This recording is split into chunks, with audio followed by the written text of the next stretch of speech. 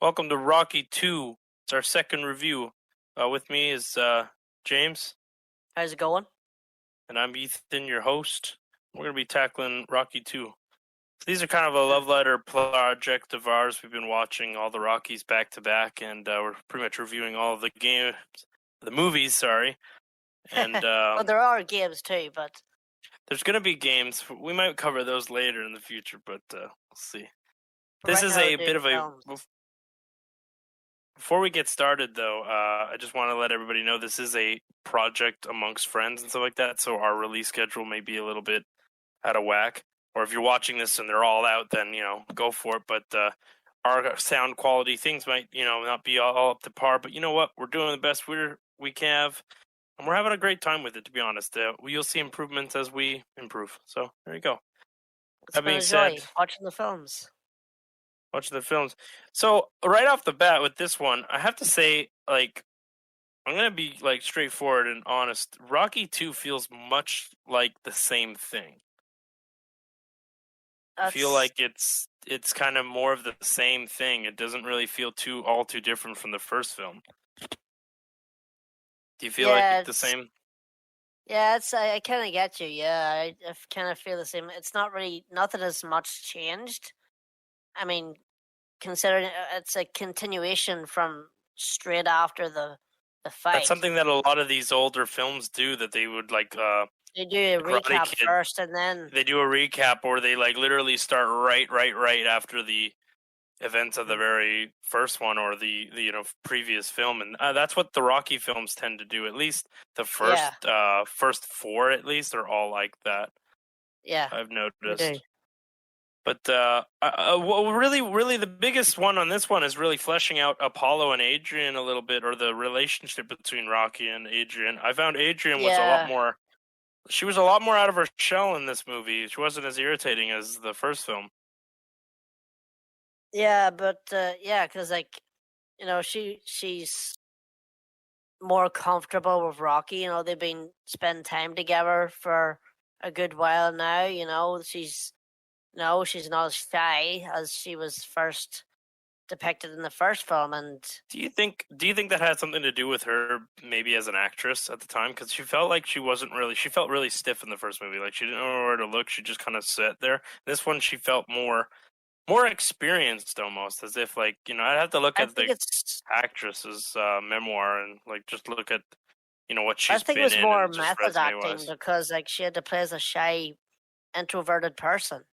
You know, Yeah. Well, she maybe she definitely comes out embodied the of her shell character. a lot more.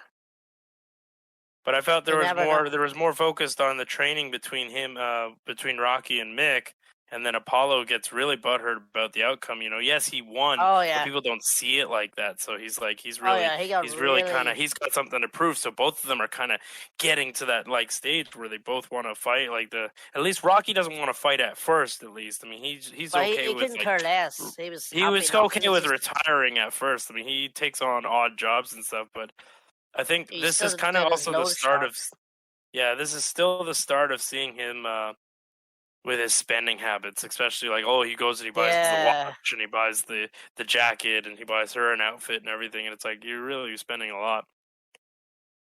Well, I suppose at the time, like, he wanted to trade her because she didn't really get much, like, traded because, it was a long shot fight. So I suppose, like, he used some of his purse to, really treat her well, give her something nice, you know? I try to recount a lot of happened in the film that's between him, and it's really just working on the relationship between him and her. Yeah, it was really an insight of, I focus more on Apollo. Like I said, Apollo is a bit butthurt over the outcome, and he's training a lot oh, more. So yeah. we're seeing his side of the story and training. But I'm really blanking on a lot of what's going on. And I always say, if you're blanking on stuff, even after the first day of watching it or within the hours or something like that, what you've seen isn't all that great of a film. And it sucks to say that about Rocky, but I don't really recall much of Rocky 2 other than it feels more like rehashing of the same one, just now you're seeing it from two different perspectives. They're still working on Adrian and him and his relationship, but like Apollo, now you're seeing from Apollo's perspective how he's training a little bit more. Not as nearly as much, but like you're seeing like the polar opposite, something that you'll see be done in the franchise again. But again, the best parts though are the training, like the first one, the training of seeing Rocky. You'll go, all right, I'm going to do it. Yeah, because Do you think the training was like the same? Oh yeah, the training was. They spent more on the training session for Rocky 2 than the first one. But I think the biggest part of that was also seeing that now that he's an icon in Philadelphia, it was like a bigger deal, and plus the fight takes place in Philly, so it's got much more to prove. And then the whole town's there behind him during the run-up scene towards the end of the whole montage is definitely kind of showing it coming full circle. So I do, like I said, I like the training parts of these movies are always really the best thing, seeing the character push through and like where they're from, where they start to where they finish. Pretty cool seeing it all come together. But Paulie, I have written in my notes, Paulie is just there again. well, he's gonna be like that for the remainder of the film. Yeah, he's like that. His role. Like, his role in the first movie was like, introducing Rocky. Now he's just a straight up fucking leech. He's just hanging out the rest of the film. I would describe Paulie as he's a leech, man. He's a leech. He's a guy that is ungrateful to like with all the stuff that with all the predicaments he finds himself in, he's really just kind of like he's just there. It's all his fault. As the films go along, he's just really like mumbling and shit, and it's like, all right, whatever. Paulie's just there to be there.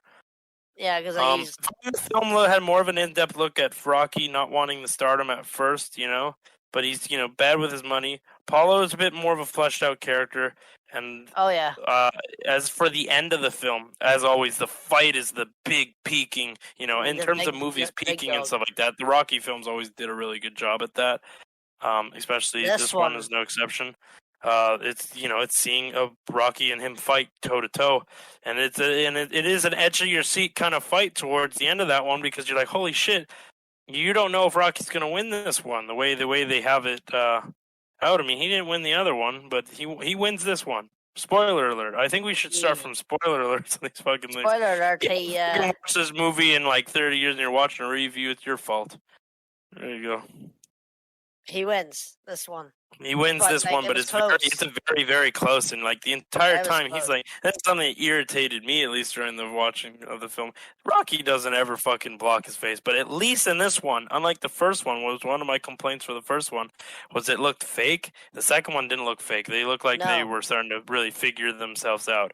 There's a parts that look a little bit goofy looking, but overall, you can tell that they're starting to find their mojo, and I think that's exemplified and really starts to show more in the third and fourth one. So, if you look at the both fights side to side, it is literally night and day in terms of like how it's shot.